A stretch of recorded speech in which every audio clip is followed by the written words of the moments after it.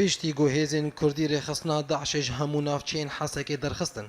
Neşteciyên bajêr hêdî hêdî vedgerin malên xwe û bê taybetî welatiyên taxa Neşwa Rojhilat û Vêlat vedgerin malên xwe. Lê tu tişt ji mal û milkên wan nemana. Malên wan bi tevahî wêran kirine û milkên wan jî hatine dizîn û gelek ji malbatên govegerana malên xwe dê têrimbêlan de dijîn û hêzên niyepege ji aliyê xwe ve rêbendên xwe li tevahiya bajêr belav kirine.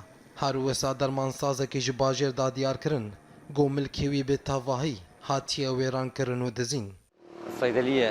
Wekû hûn dibînin dermannasî bi tundî hatiye wêrankirin.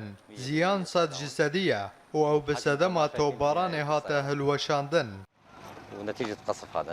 Di heman demê de jinek ji taxa Vêlat piştî gobêtirî di mehan dûrî mala xwe ket û bi kêfxweşiyê vegeriya mala xwe lê kêfa wê negihişte serî piştî goçav mala xwe ya wêrankirî kir.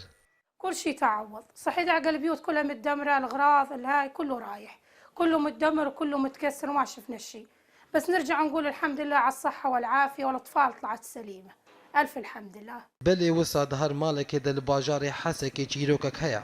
Daişê nîşana xwe di her malekê de çêkiriye. Çi dizî, çi kuştin û çi wêrankirin.